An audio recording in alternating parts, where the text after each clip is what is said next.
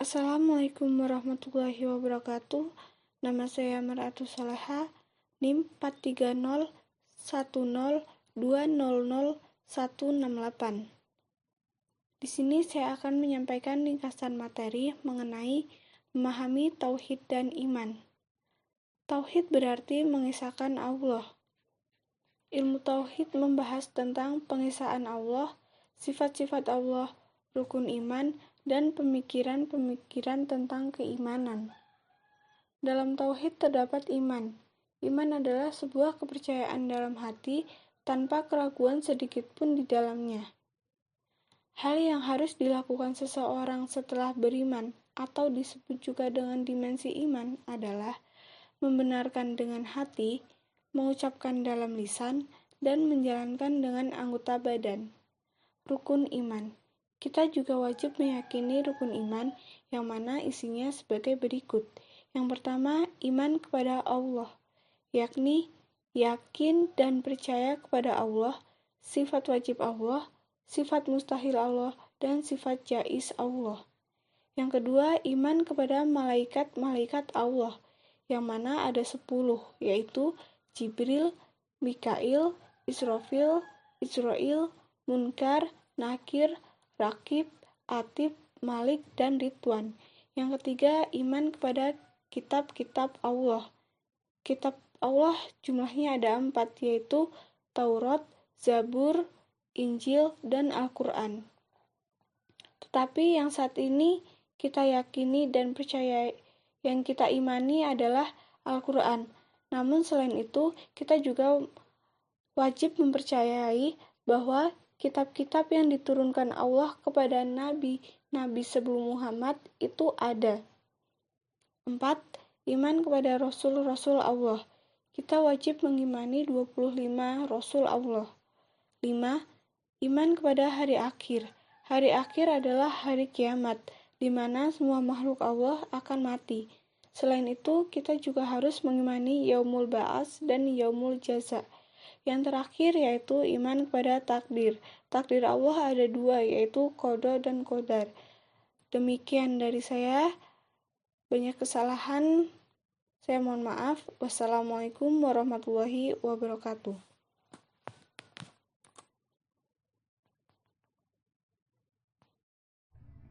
Assalamualaikum warahmatullahi wabarakatuh. Nama saya Maratu Saleha, NIM 43010200168. Di sini saya akan menyampaikan sedikit ringkasan materi mengenai memahami 6 rukun iman dalam Islam. Iman adalah sebuah kepercayaan yang meresap dalam hati dan tidak ada keraguan sedikit pun di dalamnya. Dalam kitab Arba'in ayat kedua dijelaskan sebuah peristiwa di mana ada seorang yang muncul di lingkungan Nabi dan sahabat, kemudian bertanya tentang Islam, iman, dan ihsan. Ketika orang tersebut bertanya tentang hari kiamat, Nabi menjawab bahwa orang yang bertanya lebih paham dari orang yang ditanya. Kemudian, setelah orang tersebut pergi tanpa meninggalkan jejaknya, salah satu sahabat Nabi bertanya kepada Umar tentang siapa orang itu.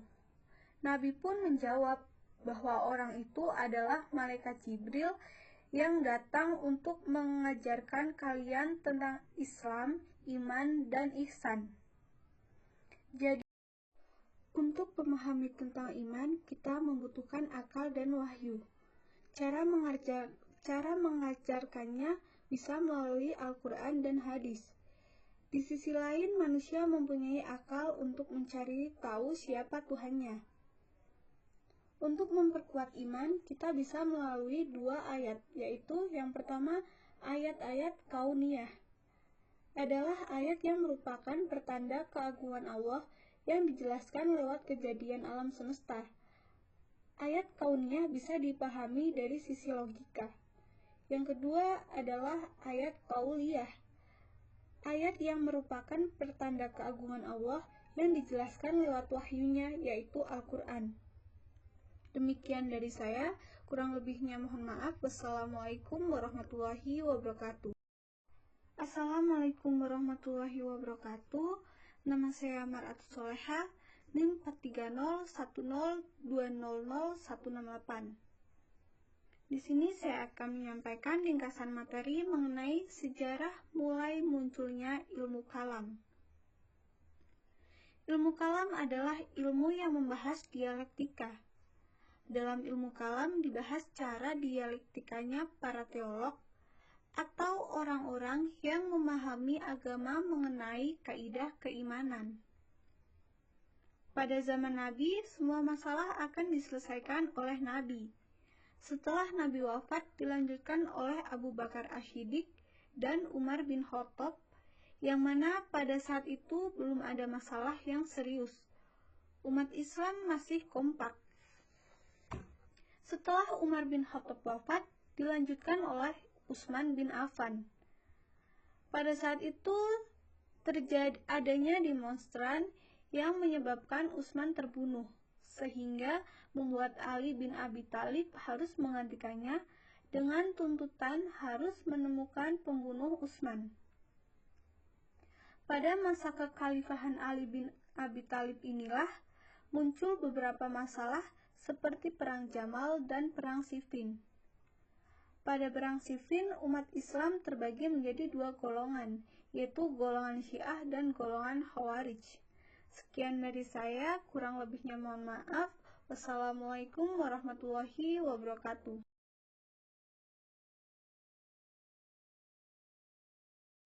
Assalamualaikum warahmatullahi wabarakatuh. Nama saya Mar'atus Soleha, NIM 43010200168. Di sini saya akan menyampaikan sedikit ringkasan materi mengenai golongan Syiah dan ajarannya. Secara bahasa, kata Syiah memiliki dua pengertian.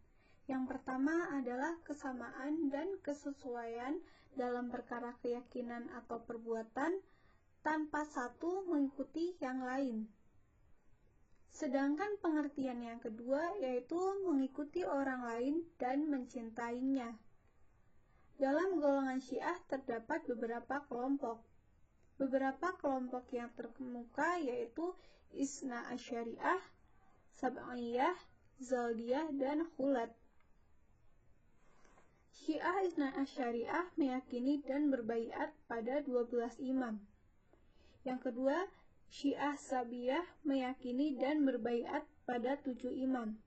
Yang ketiga yaitu Syiah Zaidiyah. Pada golongan ini mengakui Zaid bin Ali sebagai imam kelima, putra dari imam keempat, dan hal ini menjadi pembeda dengan golongan Syiah lainnya. Pada golongan ini mempunyai doktrin yang dibangun oleh 7 pilar, yaitu iman, toharoh, sholat, zakat, syaum, haji, dan jihad. Yang terakhir yaitu Syiah Khulat. Golongan ini dianggap kelompok pendukung Ali bin Abi Thalib yang ekstrim atau berlebihan. Golongan ini mempunyai doktrin yaitu tanasuh, bada, tajah, dan tasbih. Sekian dari saya, kurang lebihnya mohon maaf. Wassalamualaikum warahmatullahi wabarakatuh. Assalamualaikum warahmatullahi wabarakatuh. Nama saya Mar'atus Soleha, NIM 43010200168.